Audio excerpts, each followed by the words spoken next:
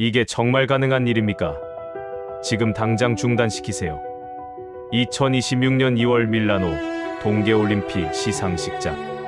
120년 올림픽 역사상 그 누구에게도 허락되지 않았던 성역이 산산조각 나는 순간이었습니다. 금메달리스트가 주머니에서 삼성 스마트폰을 꺼내든 그 찰나, 베이징은 경악했고 도쿄는 침묵 속에 무너졌습니다. 그런데 더 충격적인 사실이 있었습니다. 한국은 시상대만 뒤흔든 것이 아니었습니다. 0.001초 차이로 인생이 갈리는 쇼트트랙 경기장. 그 판정석의 심판 눈앞에 놓인 모니터마저 삼성이 장악하고 있었던 겁니다. 영광의 순간도, 공정한 판정도 모두 한국의 손안에 있었습니다. 그런 한국을 저는 고작 아시아의 전자제품 조립업체라고 비웃었습니다. 유럽 동료들과 와인잔을 부딪히며 한국 따위가 올림픽의 격을 이해하겠느냐고 고숨을 쳤죠. 20년간 올림픽 스폰서 전략을 설계해온 제 경험과 자존심이 한국이라는 두 글자 앞에서 얼마나 보잘것없는 것이었는지 밀라노의 차가운 겨울이 저를 처절하게 가르쳐 주었습니다. 대체 한국은 120년 올림픽의 어떤 금기를 건드린 것일까요? 왜 강대국들은 이 장면을 보며 패배를 인정할 수밖에 없었을까요? 안녕하세요. 저는 국제 스포츠 마케팅 컨설턴트 마르코 발렌티니입니다. 지금부터 제가 밀라노에서 직접 목격한 120년 올림픽 역사의 가장 충격적인 현장을 들려드리겠습니다. 시작하기 전 구독과 좋아요 그리고 대한민국 화이팅 댓글로 한국을 응원해주세요.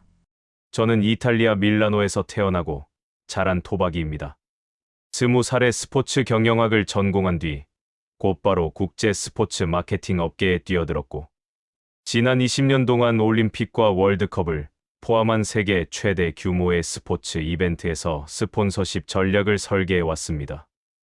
런던 올림픽부터 리우 올림픽, 도쿄 올림픽까지 저는 항상 거대한 축제의 이면에서 브랜드와 기술이 어떻게 결합되는지를 분석하고 조율하는 역할을 맡아왔죠. 그러던 제게 인생 최대의 기회가 찾아왔습니다. 제 고향 밀라노에서 열리는 2026년 동계올림픽의 스폰서, 배치 자문위원으로 위촉된 것이었습니다. 고향에서 열리는 올림픽을 제 손으로 설계한다는 자부심은 이루 말할 수 없었습니다. 저는 이번 밀라노 동계올림픽을 유럽 기술의 우수성을 전 세계에 증명하는 무대로 만들겠다는 야심찬 포부를 품고 있었습니다. 자문위원으로서 제가 가장 먼저 착수한 업무는 각국 기업들이 제출한 올림픽 기술 파트너십 제안서를 심사하는 일이었습니다. 국제올림픽위원회 본부에서 전달받은 제안서 묶음은 두께만 해도 성인 팔뚝만 했습니다. 전 세계에서 내로라 하는 기술 기업들이 올림픽이라는 최고의 무대, 자사의 이름을 새기기 위해 천문학적인 투자를 약속하며 몰려든 것이었죠. 저는 제안서들을 하나씩 펼쳐가며 각 기업의 기술력과 브랜드 가치를 꼼꼼히 평가하기 시작했습니다.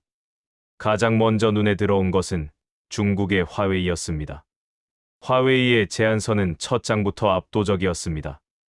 밀라노 동계올림픽 전체 경기장에 자사의 5세대 이동통신 기지국을 촘촘히 설치하고 모든 중계 데이터를 자국의 클라우드 서버를 경유하여 전 세계로 송출하겠다는 거대한 청사진을 제시했습니다.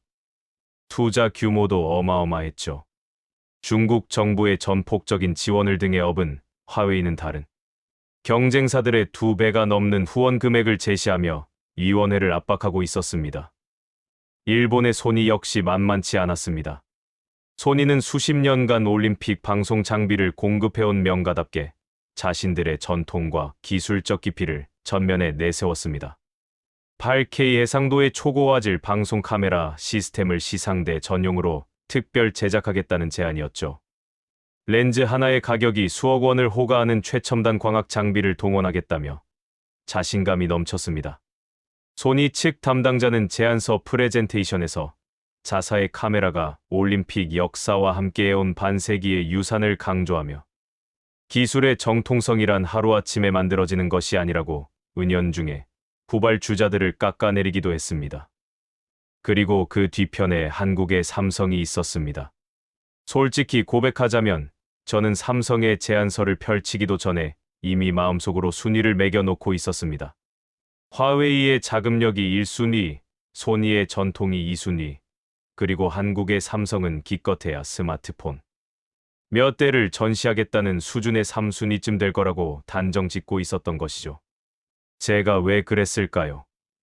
부끄럽지만 그것은 유럽 스포츠 업계에 뿌리 깊이 박혀 있는 아시아에 대한 편견 때문이었습니다. 유럽의 스포츠 마케팅 전문가들 사이에서 한국은 여전히 전자 제품을 잘 조립해서 파는 나라 정도로 인식되고 있었습니다. 올림픽이라는 120년 전통의 성스러운 축제를 기술적으로 설계하고 운영할 수 있는 깊이와 격을 갖춘 나라로는 단 한 번도 거론된 적이 없었죠. 그날 저녁 저는 밀라노 두오모 대성당 인근의 한 고급 레스토랑에서 오랜 동료들과 만찬을 함께했습니다. 국제올림픽위원회 마케팅 부문의 전현직 관계자들과 유럽 주요 방송사의 임원들이 모인 자리였죠. 화제는 자연스럽게 이번 동계올림픽의 기술 파트너 선정으로 흘러갔습니다. 프랑스 출신의 한 방송 임원이 와인잔을 기울이며 말했습니다. 화웨이는 돈이 너무 많아서 문제고 소니는 자존심이 너무 강해서 문제인데 어쨌든 둘 중 하나가 되겠지라고요. 그 말에 테이블 전체가 고개를 끄덕였습니다. 그때 누군가가 한국의 삼성도 제안서를 냈다고 하던데라고 가볍게 덧붙였습니다. 순간 테이블에 묘한 침묵이 흘렀고 이내 여기저기서 웃음이 터져 나왔습니다. 독일 출신의 스포츠 마케팅 원로가 포크를 내려놓으며 한마디 했죠. 한국 사람들은 참 대단해. 스마트폰은 잘 만들지만 올림픽의 격이라는 건 공장에서 조립할 수 있는 게 아니거든이라고요. 저도 그 말에 웃으며 동의했습니다. 한국이 아무리 기술력이 좋다 한들 올림픽이라는 세계 최고 권위의 무대를 이해하는 깊이는 유럽이나 일본에 비할 수 없을 것이라고 저는 진심으로 믿고 있었으니까요. 만찬이 끝나고 밀라노의 차가운 밤 공기를 맞으며 숙소로 걸어가는 길에 저는 한치의 의심도 없이 확신하고 있었습니다. 이번 밀라노 동계올림픽의 기술 파트너는 화웨이 아니면 소니가 될 것이라고요. 한국의 삼성은 기껏해야 선수촌에 스마트폰 몇 대를 기증하는 정도의 역할에 그칠 것이라고요.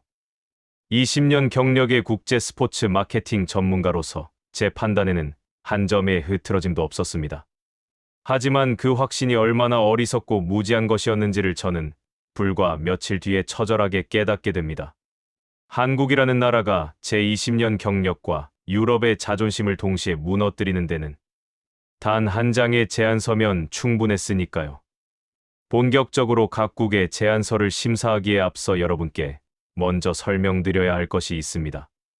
올림픽 시상대라는 공간이 왜 120년간 절대적인 성역으로 군림해왔는지를 이해하셔야 앞으로 벌어질 사건의 충격이 온전히 전해질 것이기 때문입니다. 올림픽 시상식은 단순히 메달을 목에 걸어주는 의식이 아닙니다. 그것은 국제올림픽위원회가 120년 넘게 쌓아올린 권위의 결정체이자 전 세계 수십억 명이 동시에 지켜보는 인류 최대의 공식 의례입니다. 시상대 위에 올라선 선수는 자국의 국가가 울려 퍼지는 그 짧은 시간 동안 오직 위원회가 허락한 동작만을 수행할 수 있었습니다. 고개를 숙여 메달을 받고 국기를 향해 가슴에 손을 올리고 카메라를 향해 미소를 짓는 것까지가 허용된 전부였죠. 개인적인 전자기기를 소지하는 것은 상상조차 할 수 없는 일이었습니다. 시상대에 올라가기 전 선수는 모든 개인 소지품을 반납해야 했고 주머니 속 작은 부적 하나도 허용되지 않았습니다. 심지어 표정마저 통제의 대상이었습니다. 너무 격한 감정 표현이나 정치적 제스처는 징계 사유가 되었고 시상대 위에서 찍히는 모든 영상의 소유권은 전적으로 국제올림픽위원회와 공식 방송사의 몫이었습니다. 선수가 인생에서 가장 빛나는 그 순간을 자신의 손으로 기록할 수 있는 방법은 존재하지 않았던 것이죠. 메달을 딴 영웅은 시상대 위에서 영웅이 아니라 철저하게 연출된 의식의 한 부품에 불과했습니다. 방송사가 어떤 각도에서 어떤 표정을 잡느냐에 따라 그 순간의 서사가 결정되었고 선수의 가족이 텔레비전 앞에서 볼 수 있는 장면은 오로지 카메라가 우연히 잡아주는 몇 초에 의존할 수밖에 없었습니다. 이 견고한 체제를 수호하는 것이 바로 저 같은 사람들의 역할이었습니다. 저는 올림픽의 권위란 변하지 않는 전통에서 나온다고 굳게 믿고 있었고, 시상대 프로토콜의 엄격함이야말로 올림픽을 다른 모든 스포츠 이벤트와 구별짓는 가장 핵심적인 요소라고 확신했습니다. 그래서 각국 기업의 제안서를 심사할 때도 저의 기준은 명확했습니다. 이 전통을 얼마나 잘 보존하면서 기술적으로 보완할 수 있느냐가 가장 중요한 평가 항목이었던 것이죠. 화웨이와 소니의 제안서가 제 눈에 들어온 이유도 바로 그 때문이었습니다. 두 기업 모두 기존 올림픽 체제의 틀을 유지하면서 기술적 성능만 끌어올리겠다는 전략을 취하고 있었으니까요. 화웨이의 제안은 단순했지만 강력했습니다. 밀라노 동계올림픽 전체 경기장에 자사의 5세대 이동통신 기지국을 빈틈없이 깔고 모든 중계 데이터를 초저지연으로 전 세계에 송출하겠다는 것이었습니다. 표면적으로는 시청자들에게 전례 없이 빠르고 선명한 중계 경험을 선사하겠다는 명분이었지만 그 이면에는 올림픽 데이터 인프라의 주도권을 중국이 쥐겠다는 야심이 노골적으로 드러나 있었습니다. 모든 데이터가 중국 본토의 클라우드 서버를 한 차례 경유하는 구조였기 때문이죠. 저는 화웨이의 자금력과 통신 기술 자체는 인상적이라고 평가했지만 보안 문제에 대해서는 의문부호를 달아두었습니다. 그럼에도 불구하고 중국 정부의 막강한 뒷배와 천문학적 후원금은 무시할 수 없는 변수였습니다. 소니의 접근법은 화웨이와는 결이 달랐습니다. 그들은 자신들이 반세기 넘게 올림픽 방송 장비를 공급해온 유일한 기업이라는 점을 최대의 무기로 삼았습니다. 제안서의 핵심은 8K 해상도 방송 카메라 시스템을 시상대 전용으로 특별 제작하여 기존보다 4배의 선명한 중계를 제공하겠다는 것이었죠. 기술적 완성도는 의심할 여지가 없었습니다. 하지만 소니의 제안을 자세히 들여다보면 본질적으로 달라진 것은 아무것도 없었습니다. 카메라의 해상도가 아무리 높아져도 선수는 여전히 찍히는 대상에 불과했고 영광의 순간을 소유하는 주체는 여전히 방송사와 위원회였습니다. 기술은 진화했지만 철학은 100년 전 그대로 멈춰 있었던 셈이죠. 당시에 저는 그것이 문제라고 인식하지 못했습니다. 오히려 당연한 것이라고 여겼으니까요. 그리고 마지막으로 한국 삼성의 제안서가 제 책상 위에 놓였습니다. 저는 앞서 말씀드린 대로 별다른 기대 없이 제안서를 펼쳤습니다. 표지 디자인부터 화웨이나 소니와는 사뭇 달랐습니다. 거대한 숫자나 화려한 기술 사양표 대신 한 장의 사진이 전면을 차지하고 있었습니다. 시상대 위에 선 한 선수가 눈물을 글썽이며 객석 어딘가를 바라보는 흑백 사진이었죠. 그 아래에 짧은 문장 하나가 적혀 있었습니다. 이 시선의 끝에 누가 있습니까? 저는 그 문장을 보고 잠시 멈칫했지만 이내 고개를 저었습니다. 감성적인 포장에 불과하다고 치부해버린 것이죠. 하지만 제안서의 다음 페이지를 넘기는 순간부터 제 손끝에 미세한 떨림이 시작되었습니다. 거기에는 제가 20년 올림픽 업계 경력을 통틀어 단 한 번도 상상해 본 적 없는 완전히 새로운 차원의 계획이 펼쳐져 있었기 때문입니다. 하지만 저는 그 떨림을 애써 무시했습니다. 그날 밤 동료들에게 보낸 심사 메모에 저는 이렇게 적었습니다. 한국의 삼성은 흥미로운 아이디어를 가져왔으나 올림픽의 전통과 현실적 제약을 고려하면 실현 가능성은 극히 낮음이라고요. 저는 그 메모를 보내고 편안한 마음으로 잠자리에 들었습니다. 유럽이 주도하는 올림픽의 질서는 결코 아시아의 한 기업이 흔들 수 있는 것이 아니라고 확신하면서 말이죠. 그 확신이 완전히 박살나는 데 걸린 시간은 정확히 사흘이었습니다. 삼성의 제안서 속에 숨겨진 진짜 의도를 제가 뒤늦게 깨달았을 때 저는 20년 경력 중 처음으로 자신의 무지함에 등줄기가 서늘해지는 경험을 하게 됩니다. 사흘 뒤 저는 국제올림픽위원회 기술심사 소위원회의 2차 합동검토회의에 참석했습니다. 밀라노 시내 중심가에 위치한 위원회 임시본부의 대회의실이었죠. 각국 기업의 제안서를 기술적 실현 가능성과 보안성 측면에서 정밀하게 검토하는 자리였습니다. 회의실 중앙의 대형 스크린에 각 기업의 프레젠테이션이 순서대로 투사되었고 저를 포함한 12명의 자문위원과 기술심사위원들이 둥근 테이블에 둘러앉아 있었습니다. 화웨이와 소니의 발표가 먼저 진행되었습니다. 예상대로였습니다.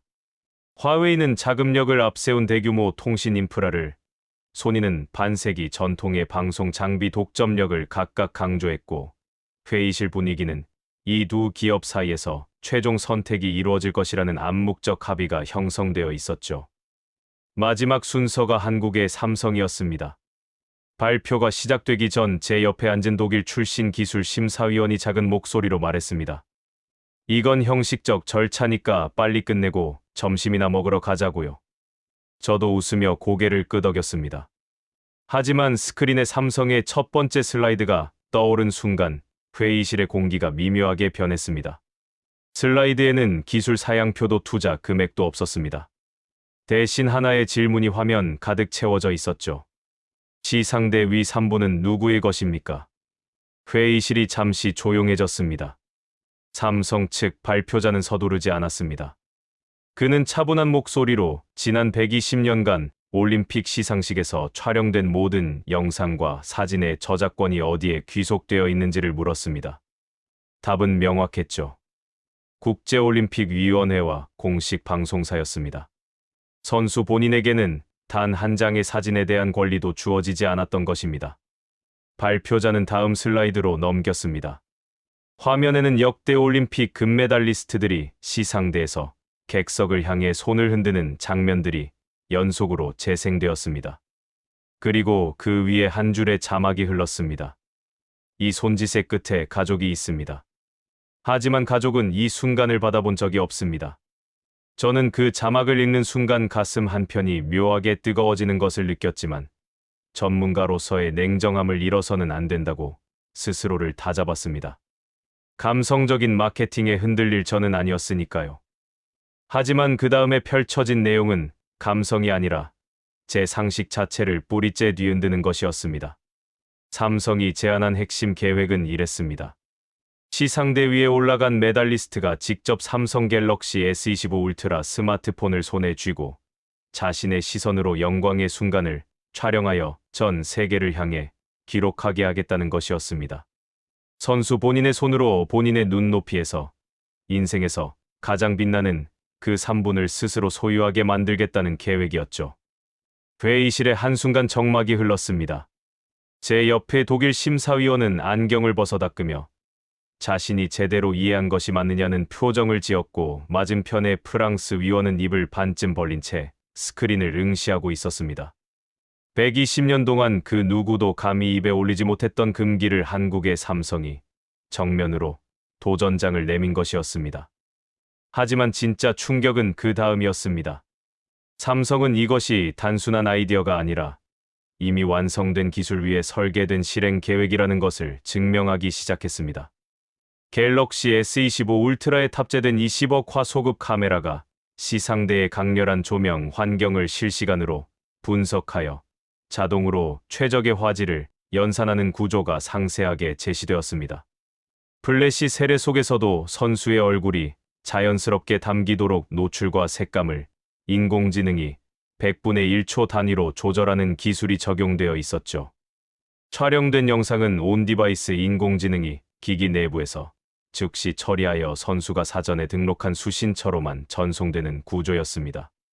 데이터가 외부 서버를 단 한 번도 거치지 않기 때문에 해킹이나 유출의 위험이 원천적으로 차단되는 설계였죠. 가장 놀라운 것은 이 모든 과정이 선수가 스마트폰을 들어 올리는 동작 하나만으로 자동 실행된다는 점이었습니다. 복잡한 설정도 버튼을 찾아 누르는 번거로움도 없었습니다. 들어 올리면 촬영이 시작되고 내려놓으면 전송이 완료되는 것이었습니다. 저는 발표를 듣는 내내 펜을 쥔 손이 미세하게 떨리고 있다는 것을 뒤늦게 알아차렸습니다. 20년간 올림픽 마케팅을 설계해오면서 수백 건의 기업 제안서를 검토했지만 기술이 인간의 감정과 이토록 정교하게 결합된 사례는 처음이었습니다. 이것은 단순한 스폰서십 제안이 아니었습니다. 올림픽이라는 인류 최대의 축제가 120년간 외면해왔던 본질적인 질문에 한국이 기술로 답을 내놓은 것이었죠. 그런데 삼성의 야심은 시상대에서 멈추지 않았습니다. 발표자가 다음 섹션으로 넘어가자 회의실의 긴장감이 한층 더 높아졌습니다.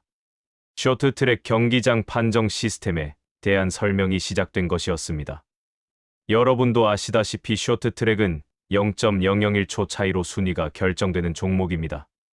선수 간 미세한 접촉이나 스케이트 날의 위치 등 찰나의 순간이 한 선수의 인생 전체를 바꿔놓을 수 있죠. 그래서 심판진 의 비디오 판독에 사용되는 디스플레이 장비에는 일반 제품과는 차원이 다른 수준의 정밀도와 신뢰성이 요구됩니다. 삼성은 이 영역까지 이미 설계를 완료해 놓고 있었습니다. 쇼트트랙 경기장의 필드 오브 플레이 구역과 비디오룸에 자사의 37형 모니터 뷰피니티 S8을 공급하겠다는 계획이었습니다. 4K UHD 해상도의 HDR10 기반의 폭넓은 색 표현력과 정밀한 명암 표현을 통해 선수들의 접촉 순간과 미세한 움직임을 기존과는 비교할 수 없는 선명도로 구현하겠다는 것이었죠. 기존 32형 모니터 대비 확장된 37형 화면은 동일한 배율에서도 경기 장면의 세부 요소를 더 크게 표시하여 심판이 결정적인 순간을 한눈에 확인할 수 있도록 설계되어 있었습니다. 저는 그 순간 깨달았습니다. 한국의 삼성은 올림픽의 가장 빛나는 순간인 시상대만을 노린 것이 아니었습니다. 가장 공정해야 하는 순간인 판정의 영역까지 동시에 장악하려는 것이었죠. 영광과 공정함이라는 올림픽의 두 기둥을 한꺼번에 자신들의 기술로 떠받치겠다는 거대한 설계도가 제안서 한 권 안에 빼곡히 담겨 있었던 것입니다.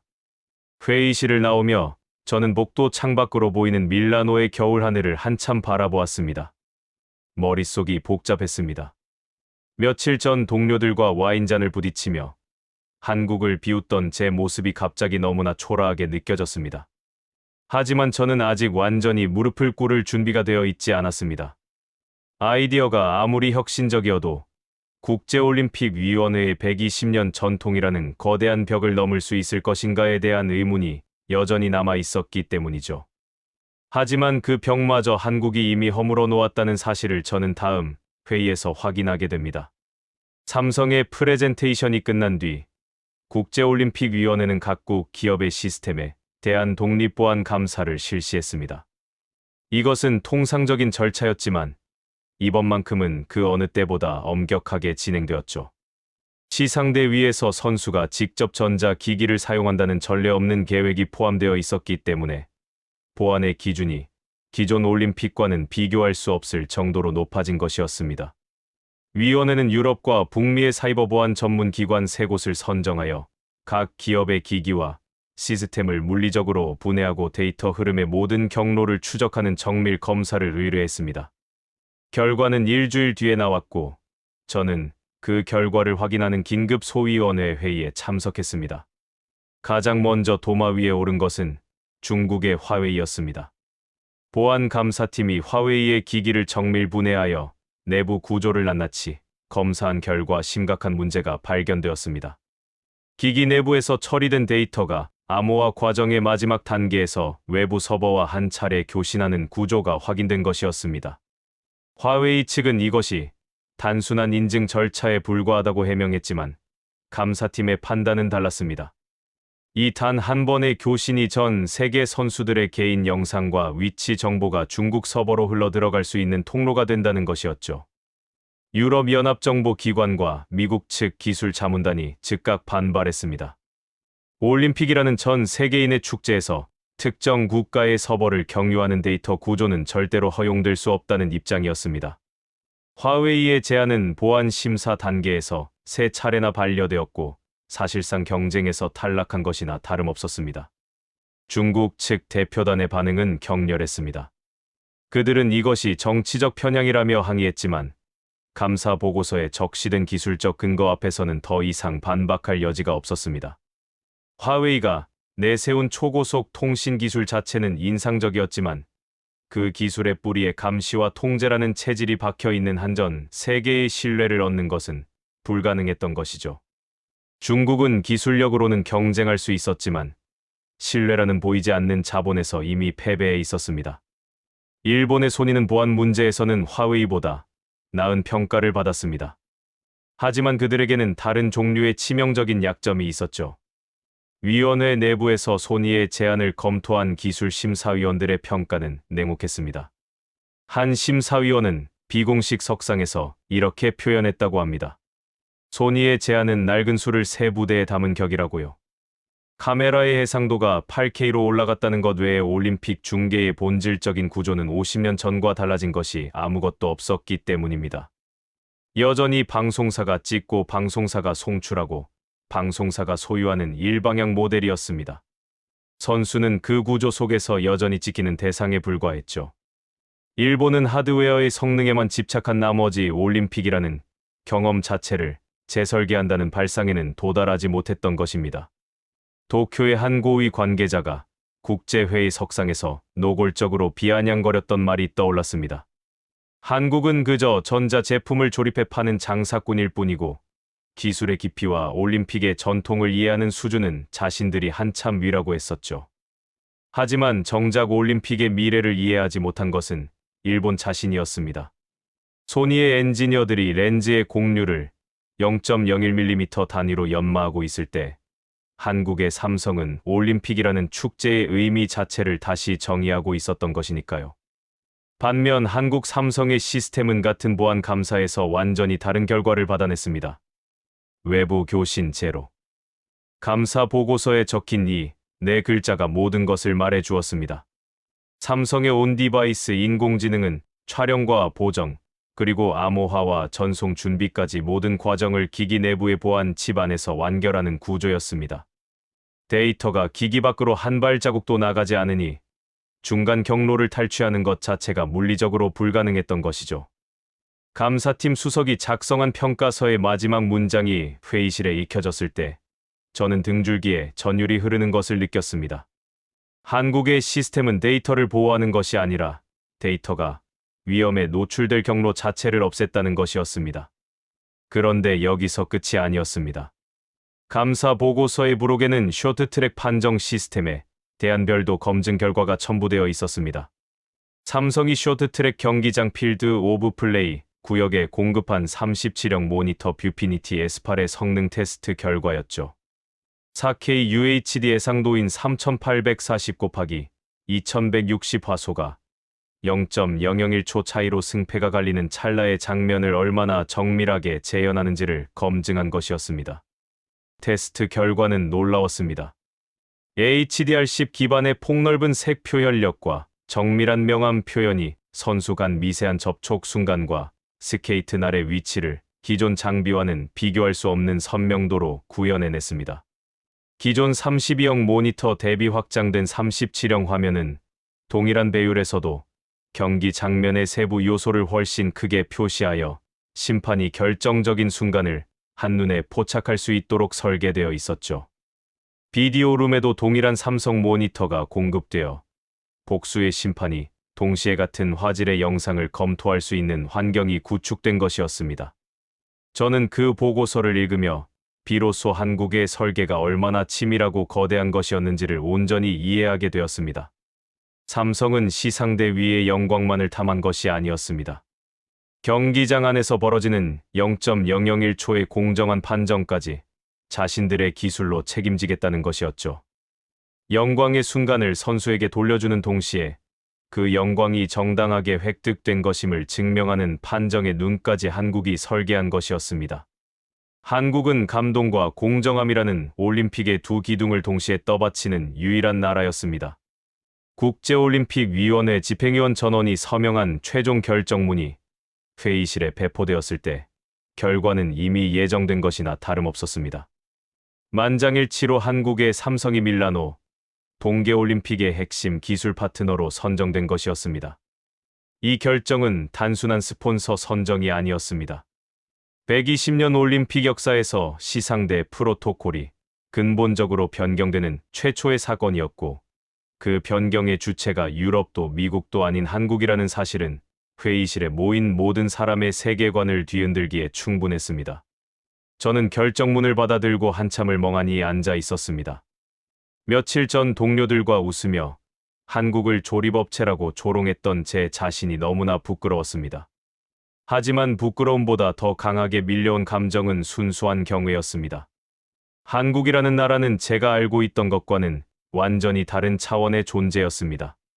그리고 그 차원의 차이를 전 세계가 두 눈으로 확인하게 될 밀라노 동계올림픽의 시상식이 이제 코앞으로 다가오고 있었습니다. 드디어 결전의 아침이 밝았습니다. 피겨스케이팅 여자 싱글 결승전이 열리는 날 밀라노 팔라 이탈리아 경기장은 이른 새벽부터 묘한 긴장감으로 가득 차 있었습니다. 관중석을 가득 메운 15,000명의 인파와 수천 대의 카메라 렌즈가 빙판 위를 향하고 있었지만 제 시선은 자꾸만 시상대 주변을 맴도는 국제올림픽위원회 관계자들과 한국 기술팀의 움직임에 머물렀습니다. 오늘 이곳에서 120년 올림픽 역사의 근간을 뒤흔드는 혁명이 일어날 것이라는 사실을 아는 사람은 극히 드물었기 때문입니다.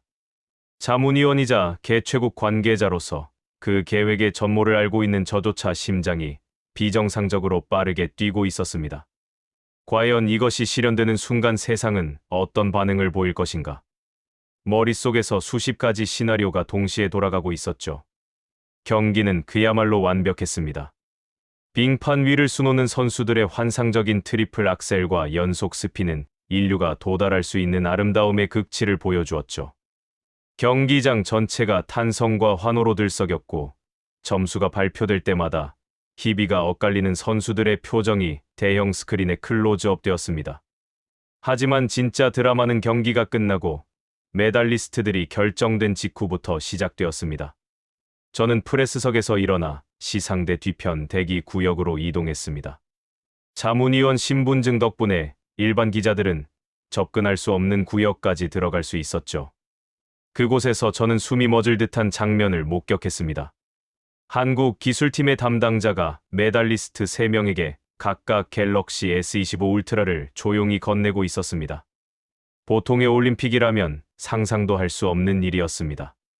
시상대에 오르기 전 모든 개인 소지품과 전자기기를 반납하는 것이 120년간 이어져 온 철칙이었으니까요. 선수들의 표정도 인상적이었습니다. 기기를 건네받는 순간 그들의 눈에 잠시 당혹스러움이 스쳤지만 기술팀 담당자가 짧게 사용법을 설명하자 이내 환한 미소가 번졌습니다. 들어올리면 촬영이 시작되고 내려놓으면 전송이 완료된다는 그 단순함에 선수들은 고개를 끄덕이며 기기를 소중하게 주머니에 넣었습니다. 오후 2시 30분 마침내 시상식이 시작되었습니다. 장내 아나운서의 목소리가 경기장 전체에 울려 퍼지고 금운동 메달리스트가 차례로 빙판 위를 걸어 나왔습니다. 금메달리스트가 시상대 가장 높은 곳에 올라서고 국제올림픽위원회 위원장이 금메달을 목에 걸어주었습니다. 그리고 경기장에 금메달리스트의 국가가 울려 퍼지는 그 엄숙한 순간이 찾아왔죠. 15,000명의 관중이 숨을 죽이고 전 세계 10억 명의 시청자가 화면 앞에 고정된 시간이었습니다. 국가 연주가 끝나고 경기장이 잠시 고요해진 바로 그때였습니다. 전 세계 시청자들의 눈을 의심케 하는 장면이 펼쳐졌습니다. 금메달리스트가 주머니에서 아주 자연스럽게 삼성 스마트폰을 꺼내든 것입니다. 경기장 전체가 일순간 얼어붙었습니다. 15,000명의 관중이 숨을 삼켰고 중계석에 앉아있던 각국 기자들이 일제히 자리에서 벌떡 일어났습니다. 제가 앉아있던 프레스석 주변에서도 여기저기서 경악의 탄성이 터져 나왔습니다. 옆자리의 일본 방송사 기자는 대체 무슨 일이냐며 당황한 기색을 감추지 못했고 그 뒤편의 중국 관영 방송 기자는 아예 말을 잇지 못하고 입을 벌린 채 화면만 쳐다보고 있었죠. 120년 동안 그 누구도 범접하지 못했던 성역 위에서 금기가 깨지는 역사적인 순간이었습니다. 선수는 활짝 웃으며 스마트폰을 들어 올렸습니다. 기기를 들어 올리는 동작이 감지되자 카메라가 자동으로 활성화되었고 온 디바이스 인공지능이 시상대 위의 강렬한 조명 환경을 0.01초 만에 분석하여 최적의 촬영 모드를 설정했습니다. 대형 방송 카메라의 오토포커스 반응 속도가 0.2초인 것에 비해 20배나 빠른 속도였습니다. 선수는 은메달리스트와 동메달리스트를 자신의 곁으로 불렀습니다. 국가와 이념과 경쟁을 넘어선 3명의 전사가 한국의 기술력을 빌려 영광의 순간을 스스로 기록하기 시작한 것이죠. 셀카를 찍는 그들의 환한 미소가 경기장 대형 스크린에 그대로 송출되자 침묵하던 관중석에서 우레와 같은 함성이 터져 나왔습니다. 이 장면은 편집 없이 전 세계 10억 명의 시청자에게 실시간으로 전달되었습니다. 방송사가 일방적으로 보여주는 차가운 각도의 영상이 아니었습니다. 선수가 직접 찍은 그들의 눈높이에서 바라본 세상이었습니다. 금메달의 무게를 온몸으로 느끼며 눈물을 글썽이는 동료의 얼굴이 손끝이 닿을 듯한 거리에서 담겨 있었고, 관중석의 함성이 선수 본인의 귀에 들리는 그대로의 생생함으로 기록되었습니다. 120년간 방송사의 카메라만이 독점해온 그 순간의 주인이 비로소 선수 자신으로 바뀐 역사적인 전환이었습니다. 촬영이 완료되자 기기 내부의 온 디바이스 인공지능이 2초 만에 영상을 처리했고, 선수가 사전에 등록해둔 가족의 연락처로 자동 전송이 시작되었습니다. 금메달리스트의 어머니는 지구 반대편 자신의 거실에서 딸이 직접 찍어보낸 영광의 순간을 실시간으로 받아보았을 것입니다. 방송사의 카메라가 우연히 잡아주기를 기도할 필요가 없어진 것이죠. 이것이 바로 한국이 설계한 시상대의 민주화였습니다. 정보와 기록의 독점권을 방송사와 국제올림픽위원회로부터 빼앗아 선수 본인의 손에 쥐어준 대한민국식 혁명이었습니다. 선수들의 셀카 영상은 촬영 직후부터 각자의 소셜미디어 계정을 통해 전 세계로 퍼져나가기 시작했습니다. 30분 만에 해당 영상의 조회수는 3억 회를 돌파했고, 1시간 만에 전 세계 실시간 검색어 1위에 올랐습니다. 미국과 유럽, 남미와 아프리카 할 것 없이 모든 대륙에서 이 혁명적인 장면이 공유되고 또 공유되었습니다. 경기장 안에서도 감동의 물결이 가라앉지 않았습니다. 시상식을 지켜보던 다른 종목의 선수들이 자신들의 시상식에서도 같은 경험을 할 수 있느냐며 한국 기술팀의 문의가 쇄도했습니다. 한 캐나다 쇼트트랙 선수는 대기실에서 동료들에게 흥분한 목소리로 말했다고 합니다. 우리가 평생을 바쳐 준비한 그 순간을 드디어 우리 스스로 간직할 수 있게 되었다고요. 그 선수의 눈에는 메달을 딸 때와는 또 다른 종류의 눈물이 맺혀 있었다는 이야기를 저는 나중에 전해 들었습니다. 저는 프레스석에 돌아와 이 모든 과정을 받아 적으며 손이 떨리는 것을 느꼈습니다. 20년간 올림픽 스폰서 전략을 설계해 온 전문가로서 수백 건의 마케팅 캠페인을 평가해 왔지만, 이것은 마케팅의 범주를 완전히 초월한 사건이었습니다. 기술이 인간의 권리를 되찾아주는 장면을 제 두 눈으로 목격한 것이니까요. 시상대라는 견고한 성역이 한국의 기술력 앞에 무너지고, 그 틈으로 선수들의 진정한 웃음과 눈물이 스며드는 역사적인 순간이었습니다. 밀라노 동계올림픽은 이미 경기 결과와는 무관하게 역사에 기록될 운명을 맞이한 것이었죠. 그리고 그 역사의 한가운데에 대한민국이라는 이름이 선명하게 새겨지고 있었습니다. 시상식의 감동이 채 가시기도 전에 프레스 센터 한편에서는 아수라장이 벌어지고 있었습니다. 중국 외교부 관계자와 베이징 올림픽위원회 멤버들이 국제올림픽위원회 본부석으로 달려가 거의 항의에 가까운 격앙된 모습이 포착되었습니다. 그들의 얼굴은 분노로 붉게 달아올라 있었고, 목소리는 프레스 센터 복도까지 울려 퍼졌습니다. 이것은 명백한 규칙 위반이며 특정 국가 기업의 시상대를 팔아넘긴 것이냐는 격렬한 항의였죠. 중국 측 수석 대표는 테이블을 내려치며 즉각적인 조사와 해당 시상식의 무효화를 요구했습니다. 저는 자문위원 자격으로 회의실 뒤편에서 이 장면을 지켜보고 있었는데, 중국 대표단의 목소리에 담긴 절박함이 단순한 분노를 넘어 공포에 가깝다는 것을 느낄 수 있었습니다. 자신들이 주도할 줄 알았던 올림픽 기술 패권이 한국에 넘어갔다는 현실을 도저히 받아들일 수 없었던 것이겠죠. 하지만 국제올림픽위원회 위원들의 반응은 예상 밖으로 차분했습니다. 그들은 여유로운 표정으로 미리 준비된 문서 한 묶음을 꺼내 중국 측 앞에 내밀었습니다. 거기에는 보안성 검토 완료 인증서와 선수 권익 보호를 위한 규칙 개정안, 그리고 국제올림픽위원회 집행위원 전원의 서명이 선명하게 박혀 있었습니다. 이 개정안은 이미 8달 전에 만장일치로 통과된 것이었습니다. 한국의 삼성은 어제 오늘 준비한 것이 아니라 수년에 걸쳐 위원회를 설득하고 규정까지 바꿔놓은 뒤에야 이 혁명을 실행에 옮긴 것이었죠. 중국 측의 항의가 무색해지는 순간이었습니다. 준비된 문서 앞에서 더 이상 반박할 근거를 찾지 못한 중국 대표단은 붉어진 얼굴로 회의실을 빠져나갔고, 복도에서 본국과 긴급 통화를 하는 모습이 여러 기자들의 카메라에 포착되었습니다. 일본의 반응은 또 다른 의미에서 처참했습니다. 시상대 위에서 삼성 스마트폰이 빛나는 장면이 반복 방송될 때마다 일본 측 관계자들의 표정은 점점 더 굳어져 갔습니다. 하지만 일본의 진짜 충격은 시상대가 아니라 다른 곳에서 터졌습니다. 쇼트트랙 경기장이었죠. 일본 측 기술 관계자 한 명이 경기장 필드 오브 플레이 구역을 시찰하다가 심판석 정면에 설치된 모니터를 확인하고는 그 자리에 얼어붙었다는 이야기가 프레스 센터에 퍼졌습니다.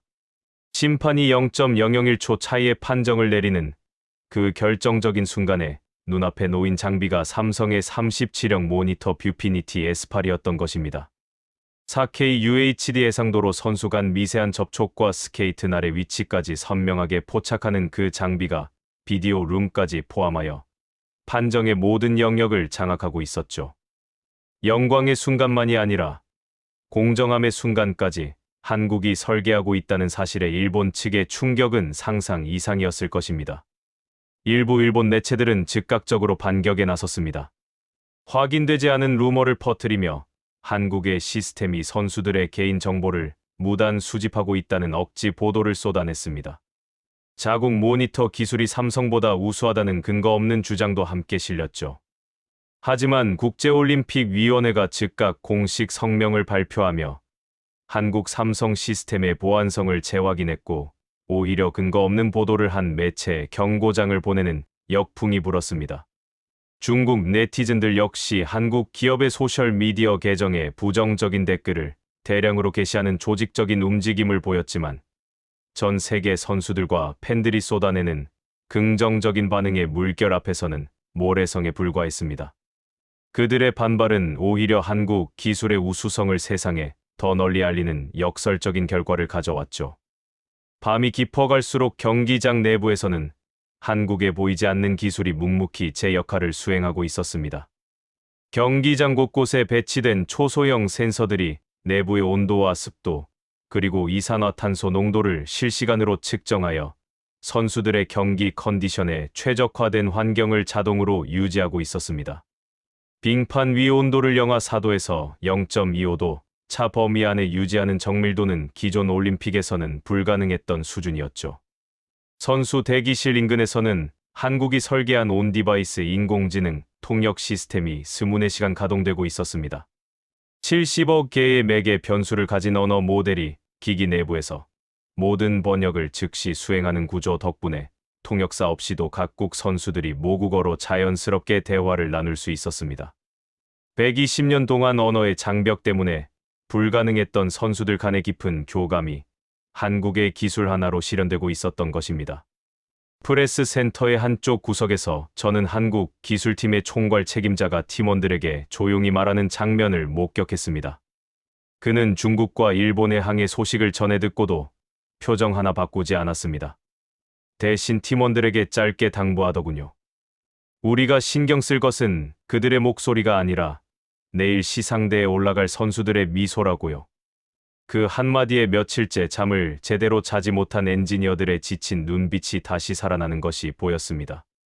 저는 그 장면을 지켜보며 가슴 깊은 곳에서 뭔가 뜨거운 것이 차오르는 것을 느꼈습니다. 중국은 올림픽을 자국 체제의 우월성을 증명하는 도구로, 일본은 자국 하드웨어의 정밀함을 과시하는 무대로 바라보고 있었습니다. 하지만 한국은 달랐습니다.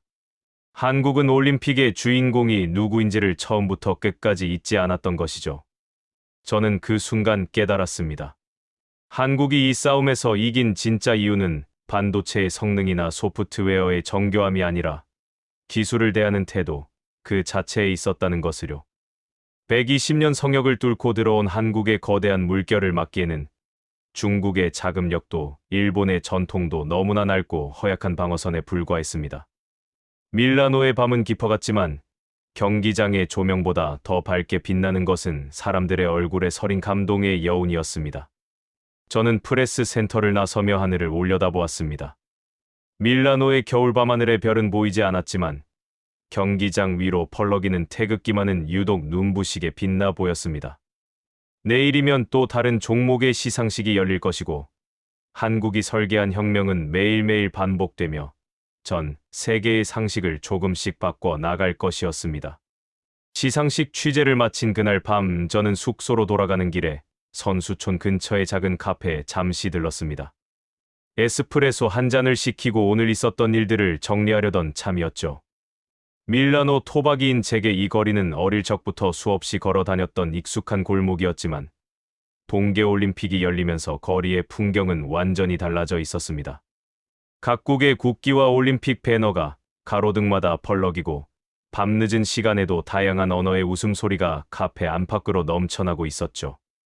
에스프레소를 한 모금 마시며 노트북을 열려던 순간 카페 안쪽 테이블에서 낯익은 얼굴이 눈에 들어왔습니다.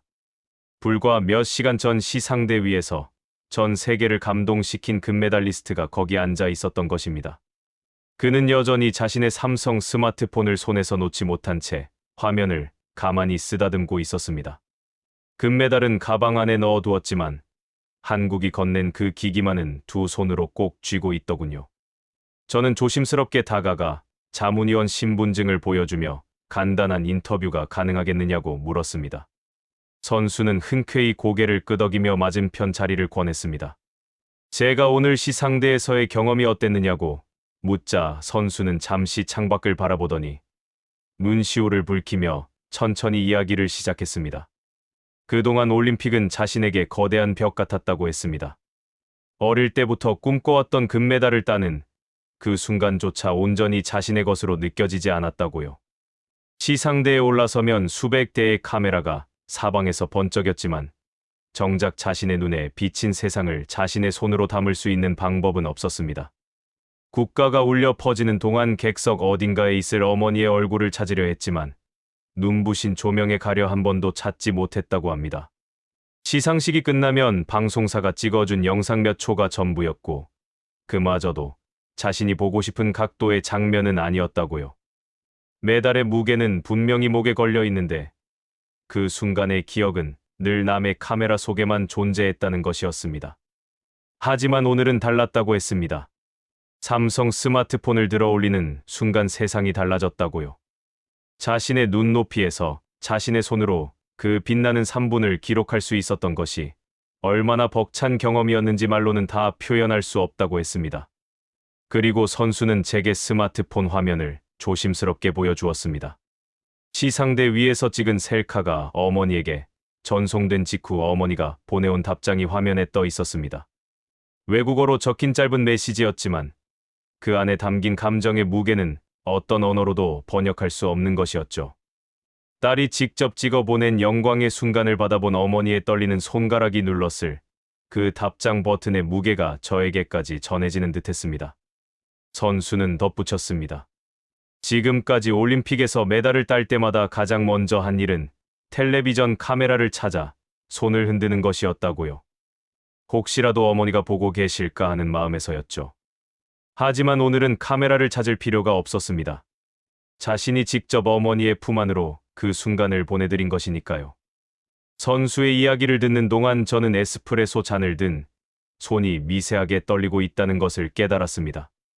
20년간 올림픽 마케팅이라는 이름, 아래 브랜드 가치와 중계권 수익만을 계산해왔던 제 자신이 한없이 부끄러워지는 순간이었습니다. 다음 날 오전 저는 밀라노 시내 중심가에 위치한 삼성하우스를 찾았습니다. 삼성이 올림픽 기간 동안 운영하는 체험 공간이었는데 그곳의 분위기는 일반적인 기업 홍보관과는 사뭇 달랐습니다. 화려한 제품 광고 대신 전 세계에서 모인 청소년들이 자신들의 아이디어로 사회 문제를 해결하는 행사가 한창이었습니다. 케냐에서 온 17살 소녀가 자신이 직접 설계한 부상 방지 웨어러블 센서의 원리를 설명하고 있었고, 브라질에서 온 소녀는 빈민가 아이들의 체육 활동을 지원하는 앱을 시연하고 있었죠. 아이들의 눈빛은 시상대 위의 선수들 못지않게 빛나고 있었습니다. 저는 그곳에서 또 한 번 놀라운 장면을 목격했습니다.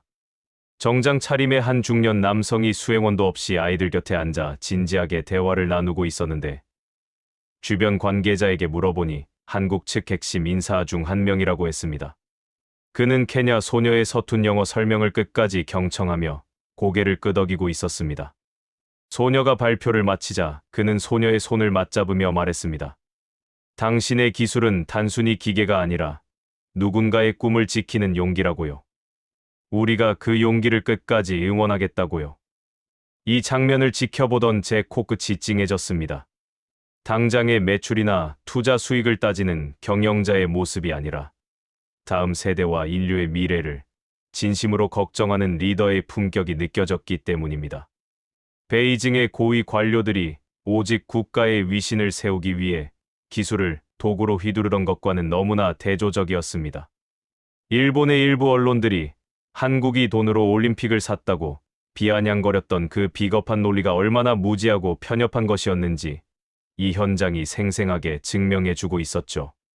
한국의 성공은 38년이라는 긴 세월 동안 국제올림픽위원회와 쌓아온 흔들리지 않는 신뢰 그리고 전 세계인에게 사랑받는 브랜드가 되기 위해 쏟아부은 진심 어린 투자가 만들어낸 필연적인 결과였습니다. 밀라노 동계올림픽 기간 동안 한국 삼성 시스템을 통한 데이터 전송 성공률 99.97%, 보안 사고 단 한 건도 없음, 전 세계 선수들의 만족도 92%라는 압도적인 수치가 모든 것을 말해주고 있었죠. 시상대 셀카 영상의 누적 조회수는 올림픽 폐막 전에 이미 100억 회를 돌파했고 전 세계 140여 국에서 해당 영상이 공유되었습니다. 올림픽 역사상 단일 콘텐츠가 이 정도의 파급력을 가진 것은 전례가 없는 일이었습니다. 삼성하우스를 나서며 저는 입구에 걸린 작은 문구를 발견했습니다. 기술은 사람을 위해 존재합니다. 12글자에 불과한 짧은 문장이었지만 지난 며칠간 제가 밀라노에서 목격한 모든 장면의 본질이 그 안에 담겨 있었습니다. 시상대 위에서 빛난 스마트폰도 0.001초의 판정을 책임진 뷰피니티 S8 모니터도 선수들의 눈물을 포착한 인공지능도 언어의 장벽을 허문 통역 시스템도 결국은 이 한 줄의 철학에서 출발한 것이었죠. 저는 밀라노의 거리를 걸으며 생각했습니다. 한국이라는 나라가 가진 진짜 경쟁력은 반도체의 집적도나 디스플레이의 해상도가 아니라 기술의 끝에 반드시 사람을 놓는 그 변하지 않는 신념이라는 것을요. 중국이 시기하고 일본이 침묵했던 진짜 이유는 단순히 기술력에서 밀렸기 때문이 아니었습니다. 자신들이 결코 가질 수 없었던 그 따뜻한 시선과 사람을 향한 철학 앞에서 자신들의 빈곤함을 목격했기 때문이었을 것입니다. 밀라노 동계올림픽의 폐막을 이틀 앞둔 아침이었습니다. 국제올림픽위원회가 이례적인 긴급 기자회견을 소집했다는 소식이 프레스 센터 전체에 퍼졌습니다. 기자회견의 주제는 사전에 공개되지 않았지만 지난 며칠간 벌어진 일들을 생각하면 내용을 짐작하기는 어렵지 않았죠. 저는 자문위원 자격으로 기자회견장 앞줄에 자리를 잡았습니다. 회견장에는 전 세계에서 모인 수백 명의 기자들이 빼곡히 들어차 있었고 카메라 셔터 소리가 쉴 새 없이 울려 퍼지고 있었습니다. 중국 관영 매체 기자들은 불안한 표정으로 서로 시선을 교환하고 있었고 일본 기자들은 굳은 얼굴로 노트북 화면만 응시하고 있었습니다. 무언가 거대한 발표가 임박했다는 긴장감이 회견장 전체를 감싸고 있었죠. 국제올림픽위원회 위원장이 단상에 올랐습니다. 그는 간결하지만 무게감 있는 목소리로 성명을 발표하기 시작했습니다. 핵심 내용은 이랬습니다. 밀라노 동계올림픽에서 시행된 선수 중심 디지털 시스템을 향후 모든 올림픽의 공식 표준으로 채택하겠다는 것이었습니다. 시상대 셀카 촬영 시스템뿐만 아니라 경기장 전체의 통신 인프라와 보안 체계 그리고 판정 지원 디스플레이까지 한국 삼성이 설계한 통합 시스템을 올림픽의 새로운 기준으로 삼겠다는 선언이었죠. 위원장은 덧붙였습니다.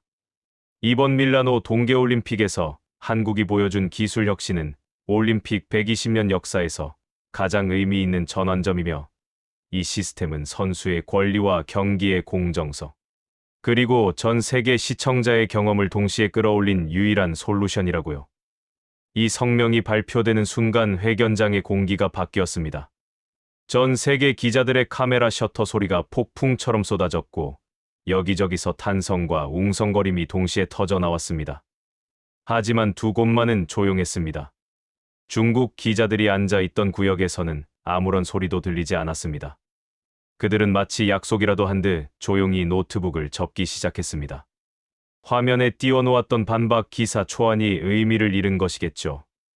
일본 기자들도 마찬가지였습니다. 그들은 아무 말 없이 짐을 챙겨 자리를 떠나기 시작했습니다. 수십 년간 올림픽 방송 장비를 독점해왔던 자국의 자존심이 공식적으로 무너지는 순간을 더 이상 지켜볼 수 없었던 것이겠죠. 그들의 뒷모습에는 기술 강국이라는 타이틀을 잃은 자들의 쓸쓸함이 짙게 배어 있었습니다. 기자회견이 끝난 직후 저는 회견장을 빠져나와 경기장 외곽을 한 바퀴 걸었습니다. 폐막을 앞둔 밀라노의 겨울 공기는 여전히 차가웠지만 경기장 곳곳에서 만나는 사람들의 표정은 따뜻했습니다. 각국의 선수들이 한국 기술팀의 엔지니어들과 악수를 나누며 감사의 인사를 전하는 모습이 여기저기서 눈에 들어왔습니다. 한 노르웨이 크로스컨트리 선수는 한국 엔지니어의 손을 두 손으로 꼭 잡으며 당신들 덕분에 인생에서 가장 소중한 순간을 가족에게 직접 보내줄 수 있었다고 했습니다. 엔지니어는 며칠째 잠을 제대로 자지 못한 얼굴이었지만 그 순간만은 세상에서 가장 환한 미소를 짓고 있었습니다. 경기장 지하의 서버실도 마지막 점검을 마무리하고 있었습니다. 유리병 너머로 보이는 한국 엔지니어들의 얼굴에는 피로가 짙게 배어 있었지만 서로를 바라보는 눈빛에는 해냈다는 조용한 자부심이 서려 있었습니다. 한 젊은 엔지니어가 모니터에 뜬 최종 리포트를 확인하며 옆 동료의 어깨를 두드리는 모습이 보였습니다. 말은 없었지만 그 짧은 스킨십에 며칠 밤의 노고가 모두 담겨 있었죠. 그들은 화려한 조명을 받지도 박수갈채를 듣지도 못하는 사람들이었습니다. 하지만 자신들이 만든 기술이 전 세계 10억 명의 눈과 귀가 되었다는 자부심 하나로 버텨온 것이었습니다. 그날 오후 저는 국제 스포츠 마케팅 협회가 주최한 밀라노 동계올림픽 결산 컨퍼런스에 기조 연설자로 초청받았습니다. 연단에 서서 객석을 바라보니 유럽과 미국 그리고 아시아의 스포츠 산업 관계자 수백 명이 저를 주시하고 있었습니다. 저는 준비한 원고를 내려놓고 지난 며칠간 제가 직접 겪은 이야기를 솔직하게 풀어놓기 시작했습니다. 처음에 한국의 삼성을 아시아의 조립업체라고 비웃었던 제 오만함부터 시작하여 제안서를 검토하며 느꼈던 충격, 보안 감사 결과 앞에서 무너진 편견, 시상대 위에서 금기가 깨지는 순간 전신을 관통한 전율, 쇼트트랙 경기장의 필드 오브 플레이와 비디오 룸에서 0.001초의 판정을 책임지던 뷰피니티 S8 모니터의 정밀함, 그리고 카페에서 만난 금메달리스트의 눈물까지 모든 것을 있는 그대로 이야기했습니다. 저는 연설의 마지막에 이렇게 말했습니다. 저는 20년간 올림픽의 전통을 수호하는 것이 제 사명이라고 믿어왔습니다. 하지만 밀라노에서 저는 깨달았습니다. 제가 수호하고 있다고 믿었던 것은 전통이 아니라 낡은 관습이었고, 저는 변화를 두려워한 나머지 올림픽의 진짜 주인공인 선수들의 목소리를 외면하고 있었다고요. 한국의 삼성은 그 목소리에 귀를 기울인 유일한 존재였습니다. 시상대 위의 영광을 선수에게 돌려주었고 0.001초의 공정함을 기술로 보장했으며 기술의 끝에 반드시 사람을 놓는 철학을 한치의 흔들림 없이 실천해냈습니다. 저는 오늘 이 자리에서 한국이 밀라노 동계올림픽에서 세운 표준이 단순한 기술 혁신이 아니라 올림픽 정신 그 자체의 재정이라고 공식적으로 인정합니다라고요. 객석에서 긴 박수가 쏟아졌습니다. 몇몇 관계자들은 자리에서 일어나 기립박수를 보냈고 저는 연단 위에서 잠시 눈을 감았습니다. 밀라노 토박이로서 고향에서 열린 올림픽이 한국의 기술과 철학에 의해 역사상 가장 위대한 올림픽으로 기록되었다는 사실이 부끄러움이 아니라 오히려 자랑스러웠기 때문입니다. 컨퍼런스를 마치고 공항으로 향하는 길에 저는 다시 한번 경기장을 돌아보았습니다. 폐막을 하루 앞둔 경기장은 며칠 전의 열기가 아직 남아 있었지만 어딘가 쓸쓸한 고요함이 감돌고 있었습니다. 하지만 경기장 입구에 걸린 삼성의 문구만은 여전히 선명했습니다.